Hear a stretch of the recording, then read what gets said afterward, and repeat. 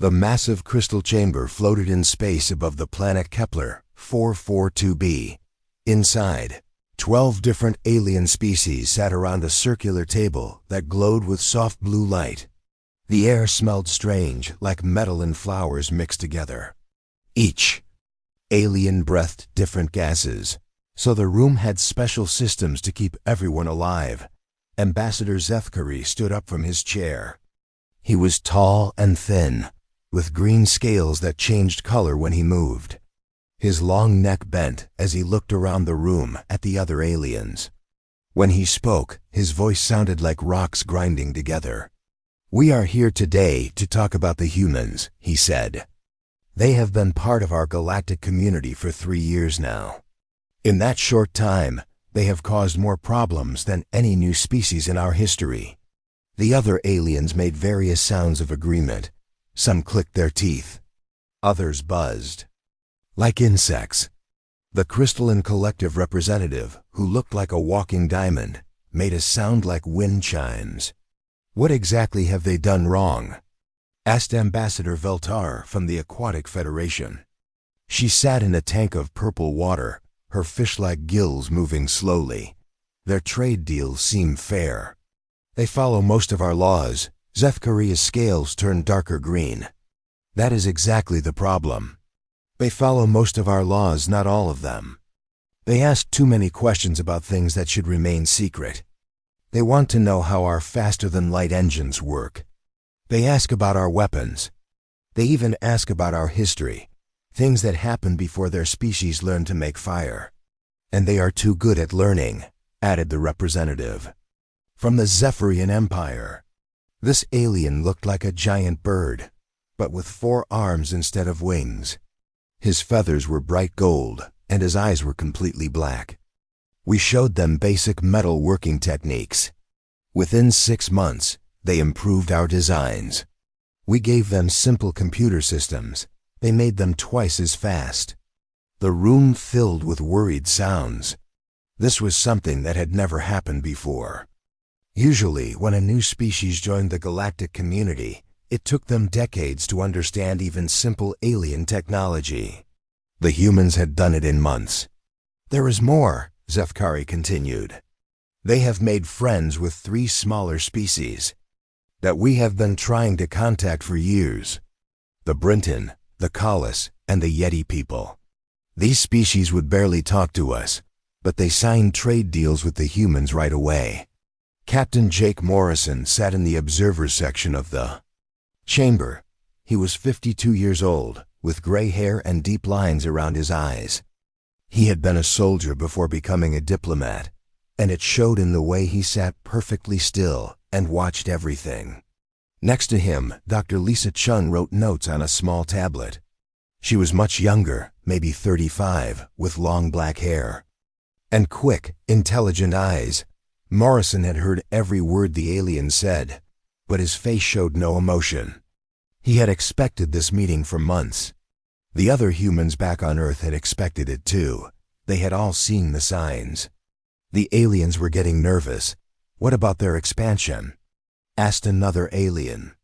This one looked like a walking tree, with bark for skin and leaves for hair. "They have built mining stations on 17 different worlds. Most species take 50 years to expand that far. And they do not ask permission first," added the bird-like Zephyrian. "They find empty worlds and just start building. When we ask them about it, they say the worlds were not being used, so they assumed they were free to take." Dr. Chun stopped writing and looked up. This was not exactly true. The humans had asked permission, but the aliens took so long to answer that the humans had gone ahead with their plans. By the time the aliens said yes or no, the human mining stations were already running. "The worst part," said Zefkari, "is that they are not afraid of anything. Most species are careful around older, more powerful civilizations. They show respect. They wait for permission. The humans act like they belong here, like they are our equals." The room grew quiet. This was the real problem, though none of the aliens wanted to say it directly. The humans did not act like a young species should. They did not bow and scrape and beg for scraps of knowledge. They acted like partners, like they had every right to be in the galaxy. "They are too dangerous," said the crystalline collective. Representative. Its voice sounded like singing glass. "Not because they are violent, but because they are unpredictable. We cannot control them. We cannot predict what they will do next." "I agree," said Zefkari. "Which is why I propose we ban them from galactic society until they learn to behave properly." Morrison felt Dr. Cheen tense beside him, but he did not react. He had been expecting this too. "What exactly do you mean by ban?" asked the fish-like Veltar. "Complete quarantine," Zefkari explained. "No more trade deals. No more access to galactic shipping routes. No more technology exchanges. They stay in their home system until they prove they can be civilized." The voting began immediately. Each species had one vote, and they voted in order of when they had joined the galactic community. The oldest species voted first. The crystalline collective voted yes. The Zephyrian Empire voted yes. The Vorthan Empire voted yes.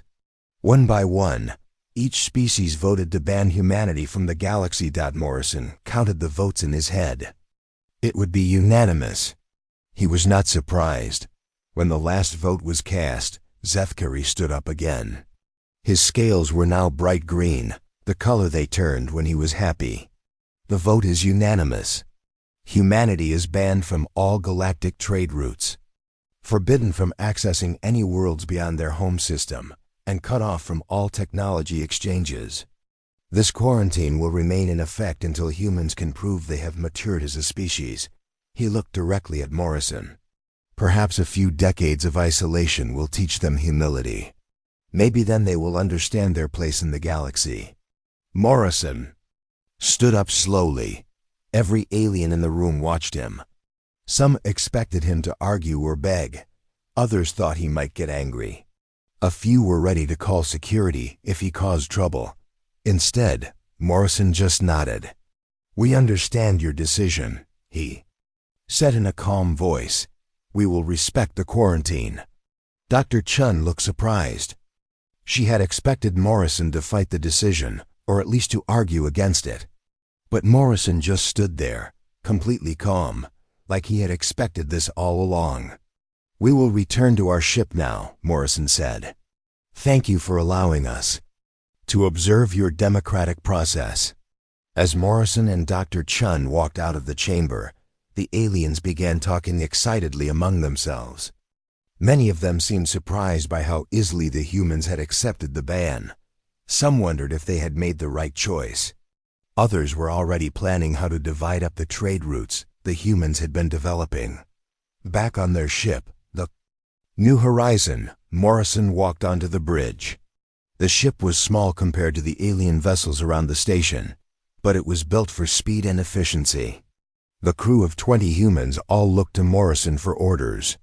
"Set course for Earth," Morrison said. "Best possible speed." "Sir," said the communications officer, a young woman named Amy Parker. "Should I send a message to Earth Command about the Council's decision?" Morrison sat down in the captain's chair. For the first time since the meeting, he smiled. It was not a happy smile.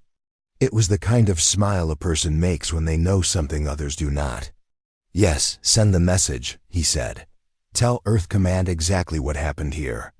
And Amy, add something else to the message." "What should I add?" "Sir," Morrison's smile grew wider. "Tell them it's time for Protocol 7. 5 years had passed since the Galactic Council banned humanity from the stars. Commander Alex Turner stood on the observation deck of Deep Space Station 1, watching the empty void beyond Pluto. The station was small but well built, with thick metal walls and powerful sensors that could detect ships from light years away. Alex was 43 years old, with short brown hair and tired eyes. He had been watching the alien ships pass by for 3 years now, and not once had any of them stopped to talk. They flew past Earth's solar system like it did not exist. Another Vorthan cargo ship just jumped to faster than light speed, reported Lieutenant Ben Cooper from the sensor station. He was young, maybe 25, and still got excited when he spotted alien vessels. Same route as always. They are heading toward the Centauri trade hub. Alex nodded but said nothing. The aliens used to stop at human space stations for fuel and supplies. Now they carried extra fuel just to avoid any contact with humans. It was like humanity had become invisible. On Earth, President Martha Collins sat in the Oval Office reading reports from around the world. She was a tough woman in her 60s, with white hair and sharp blue eyes. Before becoming president, she had been a general in the Space Force. She knew how to make hard decisions. The reports were actually good news, though most people would not see it that way. The alien ban had forced humanity to solve their own problems. Without alien technology to rely on, human scientists had to get creative. The fusion power plants are working better than expected, her science advisor told her during their morning meeting. Dr. Richard Stone was a thin man with thick glasses who got excited about energy production. We have clean, unlimited power for the first time in human history. The climate change problem is solved. What about food production? President Collins asked. Also solved. The automated farms are producing 3 times more food than we need. We have ended hunger on Earth completely. President Collins smiled. These were problems humanity had struggled with for decades. The alien ban had given them the time and motivation to finally fix them. And the Unity Project? She asked. Dr. Stone's face grew more serious. That is the most surprising part. Every nation on Earth has joined the United Earth Alliance. Russia, China, America, everyone. For the first time in human history, we are truly united. This was something no one had expected. Humans had always fought each other over land, resources, and different ideas about how to live. But being cut off from the galaxy had made them realize they were all in the same situation. They were alone together. Meanwhile, Dr. Kevin Yang worked in the asteroid belt between Mars and Jupiter. His research station, called New Horizon Base, was built inside a large asteroid that had been hollowed out and filled with laboratories and living spaces.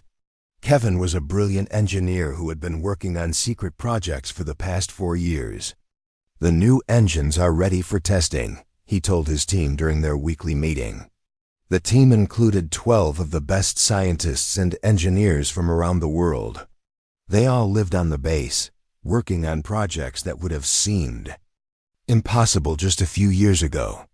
How much faster are they than the old chemical rockets? Asked Dr. Sarah Kim, a propulsion specialist who had helped design the engines. About 50 times faster, Kevin replied.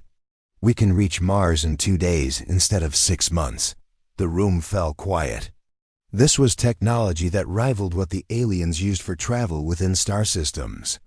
The humans had developed it completely. On their own, using only the resources available in their solar system. What about the Artificial Intelligence Project? Asked Dr. Mike Davis, who worked on computer systems. Better than we hoped, Kevin said with a smile. The AI can solve problems that would take human teams months to figure out. It is helping US design new technologies faster than we ever thought possible. But the most important work was happening on the far side of Earth's moon, where engineer Rachel Keane led a construction project that would change everything. Rachel was Kevin's sister, but while he worked on engines and computers, she built things on a massive scale. The shipyard is almost finished, she told her construction crew during their morning briefing. The crew included 200 workers who had been building in secret for 3 years. We should be able to start building the first ships next month.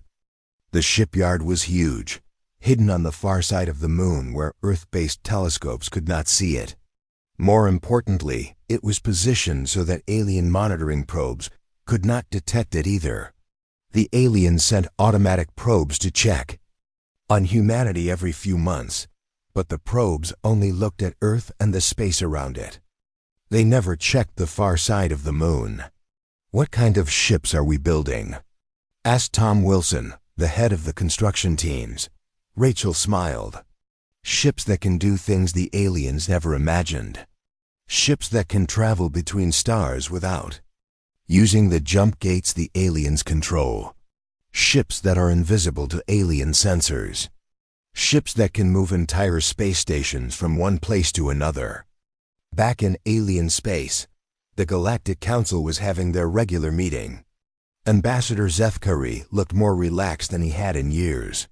His scales were a peaceful blue-green color, and he moved with the confidence of someone who believed he had made the right choice. "The human monitoring reports show they have accepted their situation," he told the other council members. "They are focusing on peaceful activities within their home system. Some industrial expansion in the asteroid belt, some construction on Mars, but nothing that seems threatening." "What about their technology development?" asked the bird-like Zephyrian representative. "Slow progress," Zefkari replied. "Without access to our advanced knowledge, they are limited to what they can figure out on their own. The reports indicate they are maybe 50 years behind our current technology level." The other aliens made sounds of satisfaction. This was exactly what they had hoped would happen. The humans were learning their place in the galaxy. "Should we consider lifting the ban?" asked Veltar from her water tank. "It has been 5 years. "Absolutely not," said the Crystalline Collective representative. 50 years minimum. Maybe 100. They need to learn patience and humility before we allow them back into galactic society. What the aliens did not know was that their monitoring probes were not seeing the whole picture.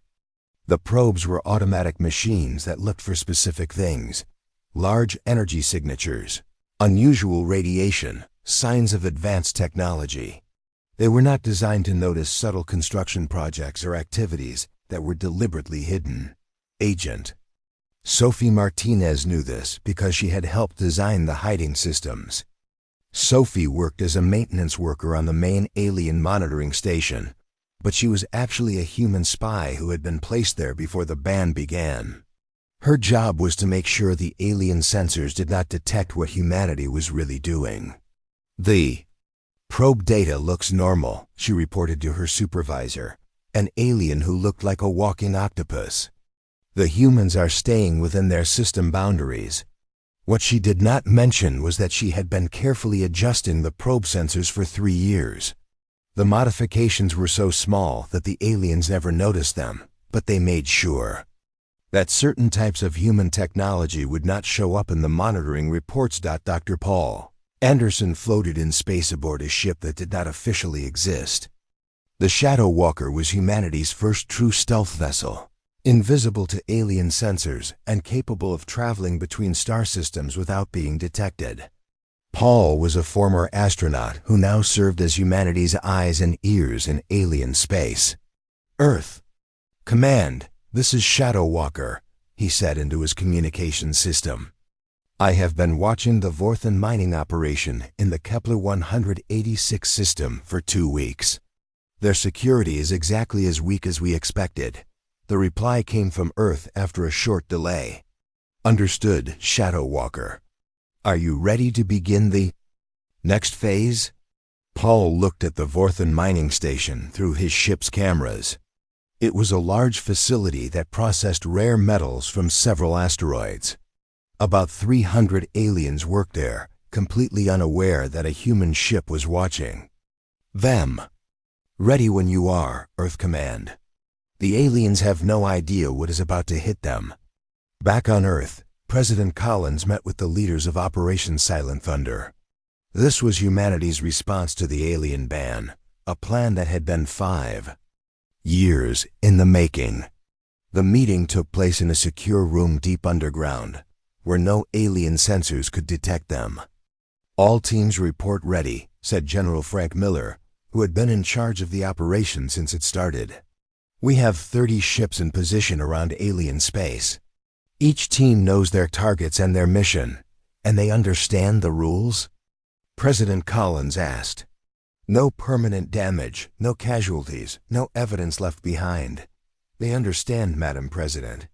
This is about sending a message, not starting a war. President Collins looked around the room at the faces of humanity's best military and scientific minds. These people had spent 5 years preparing for this moment. They had developed new technologies, built secret ships, and positioned agents throughout alien space, all while the aliens thought humanity was quietly accepting their punishment. Very well, she said. Give the order. Let us show the galaxy what happens when you underestimate humans. The message went out to 30 ships, scattered across alien space. On each ship, human crews checked thigh. The first sign of trouble came on a Tuesday morning in the Kepler 452 system. Communications Officer Nexville of the Vorthen mining colony on Kepler 452c was drinking his morning stimulant when all the screens in the control room went dark. Power failure in Section 7, he called out to his supervisor. Nexville was young for a Vorthen, with bright green scales that had not yet darkened with age. He had been working at the mining colony for only 6 months. Check the backup systems, ordered Supervisor Kral Tech, an older Vorthen whose scales were deep emerald green. He had run mining operations for 30 years and had seen every kind of equipment failure possible, but this was not an equipment failure. When Nexville tried to contact the backup power station, no one answered. When he tried to call the main mining site, the communication system was dead. When he tried to use his personal communicator to call other workers, there was only silence. Sir, Nexville said, his voice shaking slightly, I cannot reach anyone. The entire colony has gone quiet. Kraltek felt his scales turn pale. In 30 years of mining operations, he had never seen a complete communication breakdown. Send an emergency. Signal to the fleet. Tell them we need immediate assistance. But when Nexville tried to send the emergency signal, he discovered that the long-range communications array was not responding either. The colony was completely cut off from the rest of the Vorthen Empire. 3 days later, Admiral Krickstall arrived at Kepler 452c with 3 warships. The Admiral was a massive Vorthen, even by their standards, with black scales that marked him as a member of the warrior class. His ships were among the most powerful in the Vorthen fleet. Scan the colony, he ordered his sensors officer. I want to know what happened down there. The scans showed something impossible. The colony was intact. All the buildings were undamaged. The mining equipment was still in place. The power systems were working perfectly.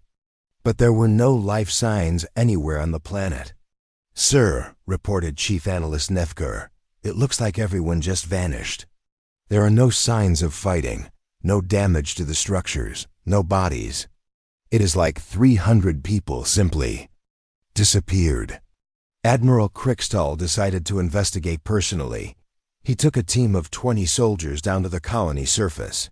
What they found was even more disturbing than the sensor readings had suggested. In the main cafeteria, meals sat half-eaten on tables. In the worker dormitories, personal belongings were scattered as if people had been getting dressed when something happened. In the control room, the duty logs showed normal operations right up until the moment when everything stopped. Sir, you need to see this, called out Lieutenant Vextar from the main computer center. The lieutenant was one of the fleet's best technical specialists, skilled at analyzing alien technology and computer systems. Admiral Krickstall walked over to where the lieutenant was examining the colony's main computer systems.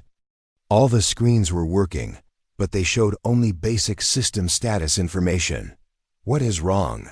The admiral asked. The computer memory has been wiped clean, Vextar explained. But not destroyed or damaged. Someone copied all the information first, then erased it. This was done by someone who understood our computer systems perfectly. Pirates? Admiral Krickstall suggested. No, sir. Pirates would have taken valuable equipment and left the computers alone. This was done by someone who wanted information, not money. And they knew exactly how to get it without triggering our security systems. Before Admiral Crystal could investigate. Further, his communications officer contacted him from the ship. "Sir, we are receiving emergency signals from 2 other colonies. They report the same problem. Complete loss of contact with their populations. Over the next month, the problem spread across alien space like a disease. The Crystalline Collective lost 12 research stations. The Aquatic Federation reported that 7 of their deep space installations had gone silent. Even the mighty Zephyrian Empire, with their advanced military technology, lost 3 border outposts. Always the same pattern. Facilities intact, populations vanished, computer systems expertly stripped of data. No signs of violence, no evidence of who was responsible. Commander Lisa Park of the human stealth ship Ghost Rider watched the panic spread through alien communications networks. Her ship hung invisible in the void between star systems, its advanced stealth technology making it undetectable to alien sensors. "Earth Command, this is Ghost Rider," she reported. "Mission 17 complete. The Zephyrian Research Station has been relocated as planned. No complications." Lisa was a former test pilot who had volunteered for the stealth ship program. She was 38 years old, with short red hair and the steady nerves needed for dangerous missions. Her ship was one of 30 vessels carrying out Operation Silent Thunder. "Understood, Ghost Rider," came the reply from Earth. "Return to base for your next assignment." What the aliens did not know was that their missing installations were not destroyed. They had been moved. Using technology the aliens had never imagined, human ships had literally picked up entire space stations and transported them to come to different locations. The technology was based on something humans called translocation fields. By wrapping a target in a special energy field, the human ships could move objects through space without using normal propulsion. It was like teleportation, but on a massive scale. Dr. Paul Anderson aboard the Shadow Walker had been watching the alien response to the disappearances. He floated near the edge of Zephyr in space, his ship's sensors monitoring their military communications. "They are starting to panic," he reported to Earth Command. "The Zephyrians have put their entire fleet on high alert. They are sending ships to guard every important installation." "What about the other species?" asked the voice from Earth. "Same thing. The Vorthans are convinced this is some kind of new weapon. The Crystalline Collective thinks it might be a natural phenomenon. The Aquatic Federation is talking about retreating to their home worlds." The truth was that the human ships were using the aliens' own overconfidence against them. For decades, the aliens had built their space stations and colonies with minimal defenses because they believed they were the most advanced species in the galaxy. They never expected anyone to have technology they could not detect or defend against. Agent Sophie Martinez continued her work on the alien monitoring station, making small adjustments to ensure that human activities remained hidden. The aliens around her were getting more nervous every day. "The monitoring probes still show no unusual activity in human space," she reported to her octopus-like supervisor. "Whatever is causing these disappearances, it is not coming from the quarantine system." Her supervisor made a sound like bubbling water, which meant he was confused. "Then where is it coming from?" "Our sensor networks cover the entire galaxy. Nothing this large should be able to move without being detected." Sophie pretended to study the sensor data carefully. "Perhaps we should increase the monitoring frequency," she suggested. "Send probes to check more areas more often." "Good idea," her supervisor agreed. "I will recommend it to the council." What he did not know was that Sophie's suggestion would actually make it easier for the human ships to avoid detection. By spreading the monitoring probes thinner across more areas, The aliens would have less concentrated coverage in any single location. In the Galactic Council chambers, the emergency meeting was chaotic. Representatives from 12 species shouted at each other while their translators struggled to keep up. The chamber's air recycling systems worked overtime to handle the stress chemicals being released by various alien species. Ambassador Zethkari stood at the center podium, his scales now a dark gray color that indicated extreme stress. "We have lost over 40 installations in the past month," he announced. "Research stations, mining colonies, military outposts, all disappeared without a trace. This has to be the work of the humans," declared the Zephyrian representative, his golden feathers bristling with anger. "Who else would have the audacity to attack us like this?" "But how?" asked Veltar from her water tank. "Our monitoring shows they have never left their home system. Their technology is still decades behind ours." The Crystalline Collective's representative made a sound like breaking glass. "Perhaps they have developed some kind of long-range weapon? Something that can strike across interstellar distances? Or maybe they have allies we do not know about," suggested the tree-like representative from the Sylvan Federation. "Other species that resent our control of galactic trade routes." Admiral Krickstall, who had been invited to speak about his investigation, stepped forward. "I have examined 12 of the missing installations," he said. "In every case, the computer systems were accessed by someone with detailed knowledge of our technology. This was not random violence. Someone is stealing our information." "What kind of information?" asked Zethkari. "Everything. Technical specifications, research data, military plans, trade route maps. Whoever is doing this now knows as much about our operations as we do." The room fell silent as the implications sank in. For centuries, the alien species had maintained their power through superior technology and knowledge. If someone else now had access to that same information, the balance of power in the galaxy could shift dramatically. "We need to take action," declared the Zephyrian representative. Military. The emergency council session was the most chaotic in galactic history. Ambassador Zethkari stood at the center podium, his scales cycling through colors that had never been seen before in the council chambers. Around him, representatives from 12 species argued loudly in their native languages while translation devices struggled to keep up. "This cannot continue," shouted the Zephyrian representative, his golden feathers standing on end. "We have lost Research Station Alpha 7. Completely. Not just abandoned like the others, but gone, vanished. There is empty space where our most important facility used to be." The news had hit the alien community like a bomb. Research Station Alpha 7 was the crown jewel of Zephyrian science, a massive installation that orbited a gas giant in their home system. It housed their most advanced laboratories and their most secret research projects. The station was the size of a small moon and was supposed to be impossible to move, but it was gone. Completely gone. "How can an entire space station just disappear?" demanded Veltar from her water tank. Her normally calm fish-like features showed panic. That station was bigger than most asteroids. It had its own gravity generators and atmosphere processors. "Someone took it," said the Crystalline Collective representative, its voice like breaking glass, "just like all the others. But this time, they took something that should have been impossible to move."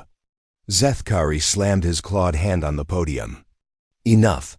We all know who is responsible. The humans may appear to be trapped in their home system, but they have found some way to reach across space and attack us." "But how?" asked the tree-like Sylvan representative. "Our sensors show no human ships outside their solar system. Our monitoring probes confirm they have not developed faster than light travel." "Then our sensors are wrong," Zethkari replied. "Or the humans have found a way to fool them." That was when Admiral Morrison walked into the chamber. The aliens froze. Every conversation stopped. Every argument ended. The only sound was the hum of the air recycling systems and the bubble of Veltar's water tank. Morrison was now 57 years old, with more gray in his hair and deeper lines around his eyes. But he walked with the same calm confidence he had shown 5 years ago when accepting the quarantine. Behind him walked Dr. Lisa Chun, now Director of Xenological Studies, and 3 other humans the aliens did not recognize. "How did you get here?"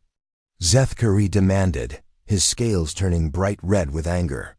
"Our security systems show no human." "Ships approaching the station," Morrison smiled. It was the same calm smile he had worn when leaving the council chambers 5 years ago. "We have a few new transportation methods," he said simply. "Impossible," declared the Zephyrian representative. "According to every sensor, every monitoring station, every intelligence report, no human ships have left your solar system in 8 years." Dr. Chun stepped forward. She was now 40 years old and had spent the last 8 years studying alien technology and psychology.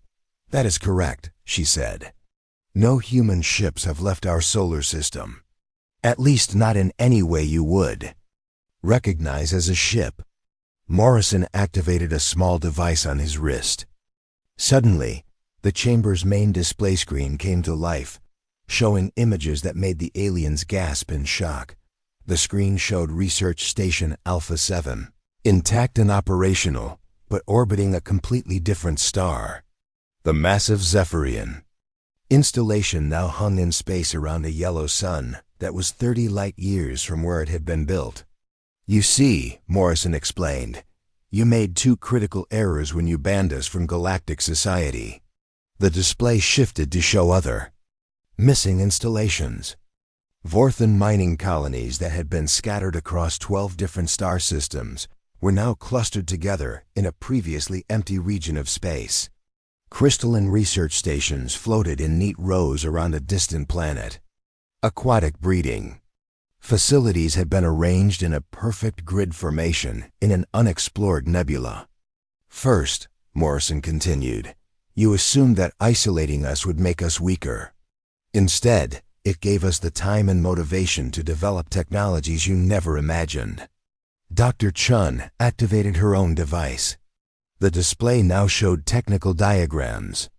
That made the alien scientists lean forward despite their fear. The diagrams showed something called translocation field generators, quantum displacement engines, and space-time manipulation matrices. "While you were congratulating yourselves on keeping us contained," Dr. Chun said, "we were solving problems you thought were impossible. We developed stealth systems that bend light and space around our vessels, making them invisible to your sensors. We created translocation technology that allows us to move objects across interstellar distances without traditional propulsion." The implications hit the council like a physical blow. The humans had not just broken the quarantine. They had developed technology that surpassed anything in the galactic community. "But more importantly," Morrison said, "we have been learning. Every one of your installations that we relocated gave us access to your computer systems, your research data, your technological specifications." Engineer Rachel Kim appeared on the main display, speaking from the bridge of a sleek vessel that seemed to bend light around itself. The ship looked like nothing the aliens had ever seen, with smooth curves and surfaces that reflected the stars in impossible ways. "The monitoring probes you sent to watch us?" Rachel said with a smile. "We have been feeding them false information for 6 years. Those peaceful industrial activities you observed were just what we wanted you to see." The display shifted again, showing the true scope of human expansion. Massive shipyards in the Kuiper Belt that dwarfed anything the aliens had built. Terraforming operations on dozens of worlds that the galactic community had never discovered. Mining facilities in asteroid belts that produced more raw materials than entire alien star systems. "We built all of this using only the resources in our solar system," Rachel continued. "No alien technology required. Just human ingenuity and determination." But the most shocking revelation came next. The display showed a map of the galaxy with hundreds of new contact points marked in blue. These were species that the Galactic Council had never discovered, or had dismissed as too primitive for membership. Dr. Paul Anderson appeared on screen from his position aboard the Shadow Walker. While you were ignoring us, we made contact with over 200 species that you never bothered to visit. Turns out, many of them are quite advanced. They just hide their technology better than you expected. The aliens stared in horror as the display showed thriving trade networks between humans and species they had never heard of. Advanced civilizations in distant spiral arms of the galaxy that had been watching the Galactic Council for centuries but had chosen not to make contact. You see, Morrison explained, your council represents only a small fraction of the intelligent life in this galaxy. You just assumed you were the most important because you found each other first. Ambassador Zethkari found his voice at last. What do you want from us? He asked, his scales now a pale green that indicated fear. Morrison exchanged glances with his team before answering, what we have always wanted. To be treated as equals, not as children to be punished when we do not behave the way you expect.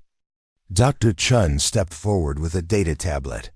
We are prepared to return every installation we relocated to its original position.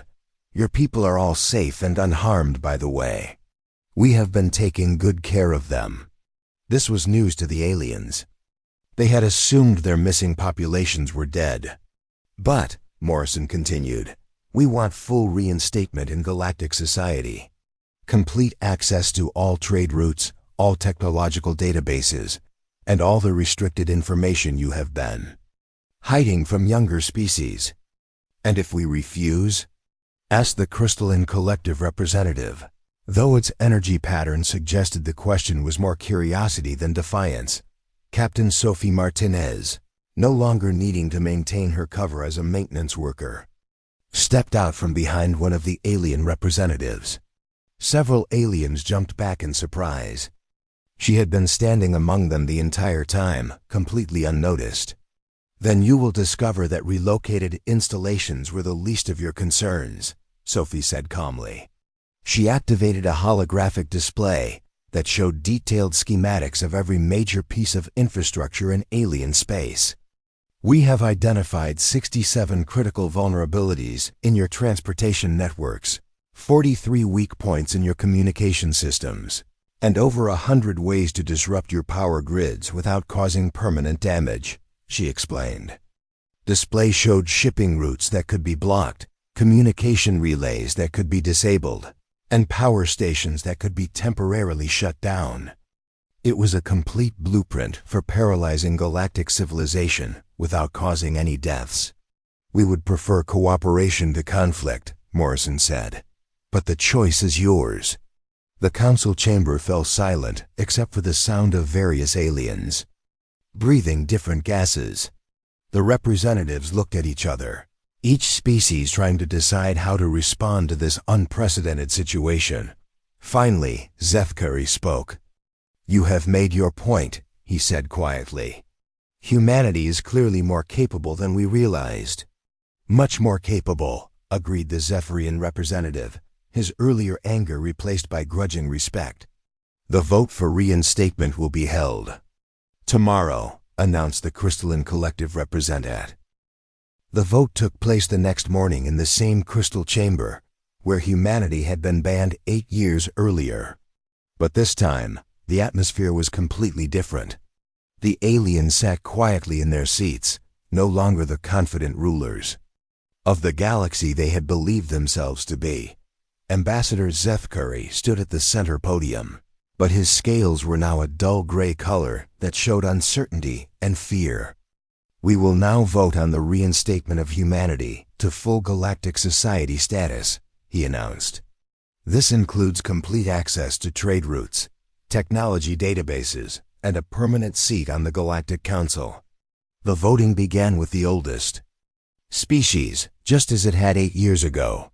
But this time, every vote was the same. Yes, yes, yes, 12 species, 12 votes in favor of humanity's return. It was unanimous, just like the ban had been, but for very different reasons. The motion passes, Zethkari declared, though his voice lacked the satisfaction it had carried years earlier. Humanity is hereby granted full membership in Galactic Society. Admiral Morrison stood up from the observer section, where he had sat during the original ban. "Thank you," he said simply. "We look forward to working together as equals." 6 months later, the human trade vessel Persistence docked at the same space station where humanity had been banned from the galaxy. The station bustled with activity as ships from dozens of species came and went, carrying goods and passengers throughout galactic space. Captain Jake Morrison, the same man who had quietly accepted the quarantine years earlier, watched through the observation deck as human and alien crews worked side by side to unload cargo. The sight would have been impossible to imagine just a year ago. "Quite a change from the last time we were here," said Dr. Lisa Chun, who now served as Earth's chief scientific liaison to the galactic community. Morrison nodded. "The aliens are learning that cooperation works better than isolation." Nearby, a group of young Vorthan workers struggled to move a container of rare metals. Without hesitation, 2 human crew members stepped in to help. The Vorthans looked surprised at first, then grateful. A few months ago, such cooperation between species would have been unthinkable. On the research station New Discovery, Dr. Kevin Yang worked alongside alien scientists on projects that had seemed impossible just a year earlier. The station orbited a neutron star in the Vega system, using both human and alien technology to study one of the universe's most extreme environments. "The new faster-than-light drive is performing better than our calculations predicted," reported Dr. Zixanar, a crystalline scientist whose geometric form sparkled with excitement. "The combination of human engineering and our energy manipulation techniques has created something neither species could have achieved alone." Kevin smiled as he reviewed the test data. "That is what happens when different minds work together instead of against each other." The new drive was revolutionary. It could travel faster than any previous faster-than-light system while using less energy.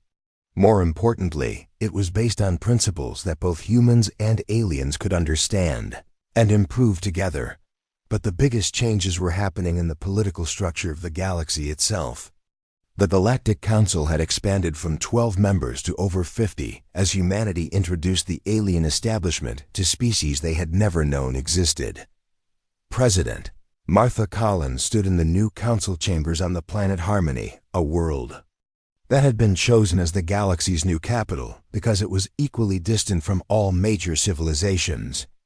The chambers were much larger than the old ones, designed to accommodate the dozens of new species that were joining Galactic Society. "Order, order," called Council Speaker Veltar, who had been elected to lead the expanded council. Her water tank had been replaced with a more advanced system that allowed her to move freely throughout the chamber. "We are here to discuss the proposal for the new Galactic Constitution." The Constitution was humanity's idea.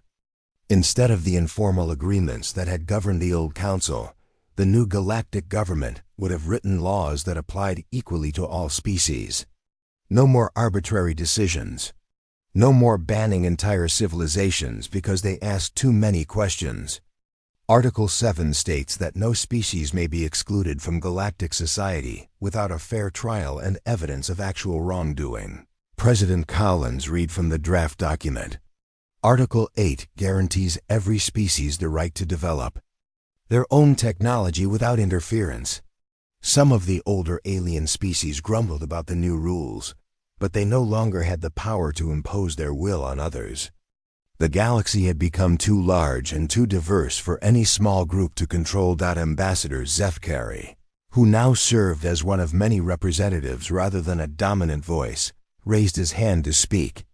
"I still believe these changes are happening too quickly," he said. "The old system maintained order for thousands of years."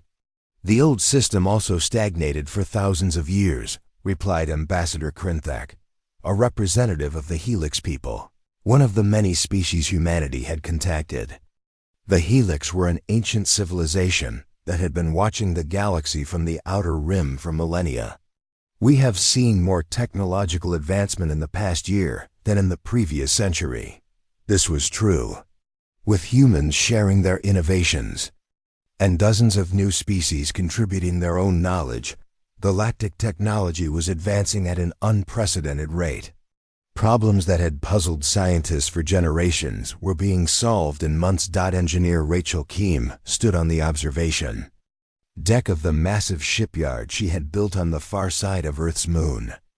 But now it was no longer hidden. Ships from dozens of species came and went, bringing materials and taking away newly constructed vessels that incorporated the best ideas from across the galaxy. The new colony ship for the Andromeda project is ready for launch, reported her assistant Tom Wilson. The ship was huge, designed to carry 10,000 colonists from multiple species to establish the first intergalactic settlement. Who would have thought, Rachel mused, that being banned from the galaxy would lead to us helping explore beyond it? The Andromeda project was humanity's latest contribution to galactic society, using their translocation technology combined with alien faster-than-light drives. They had found a way to reach the nearest galaxy. It would take years, but for the first time, galactic civilization could expand beyond the Milky Way. Agent Sophie Martinez, now openly serving as Earth's intelligence coordinator, met with her counterparts from other species in a secure facility on the planet Nexus. The meeting included representatives from the Zephyrian military, Crystalline Research Services, and the new Galactic Security Force. The latest reports show that piracy in the outer systems has decreased by 80%, she reported. The new cooperative patrol system is working better than expected. This was another change brought about by humanity's return. Instead of each species protecting only their own territory, the new galactic government had created joint patrol fleets that protected everyone. Pirates and raiders found it much harder to operate when they faced coordinated resistance from multiple species. What about the exploration missions to the unknown regions? Asked Colonel Vexmar, a Zephyrian officer whose golden feathers had streaks of silver that indicated respect for human military tactics. Ahead of schedule, Sophie replied. The joint exploration teams have discovered 12 new habitable worlds and made contact with 6 previously unknown civilizations. All peaceful contacts so far. Dr. Paul Anderson, now Admiral Anderson, commanded the exploration fleet from his flagship Discovery. The ship was a marvel of cooperative engineering, combining human stealth technology, crystalline energy systems, Zephyrian weapons, and Vorthan mining equipment. This is what we should have been doing all along, he told his mixed crew of humans and aliens as they prepared to investigate a promising star system. Exploring together, learning together, growing together. The crew included scientists and soldiers from 8 different species, all working toward the same goal of expanding knowledge and finding new worlds for their civilizations to share. On Earth, President Collins signed the final version of the Galactic Constitution in a ceremony broadcast to every inhabited world in the galaxy. Representatives from over 50 species watched as the document became law. Today marks the beginning of a new era, she said to the assembled crowd. An era where no species stands alone, where knowledge is shared freely, and where the strength of our diversity makes us all stronger. Ambassador Zethkari approached President Collins after the ceremony. His scales had returned to their normal green color, and his posture showed respect rather than the arrogance he had displayed years earlier. I owe you an apology, he said quietly. When we banned your species, we thought we were protecting galactic stability. We never realized we were preventing galactic progress. President Collins smiled. You were not entirely wrong about us being dangerous, she replied. But you made one critical mistake, which was You assumed that being dangerous and being civilized were opposites. Humans are dangerous when we need to be, but we prefer to build rather than destroy. We just needed you to give us the chance to prove it. As the celebration continued around them, ships from across the galaxy came and went from Earth's orbital stations. Human children attended schools with alien classmates. Scientists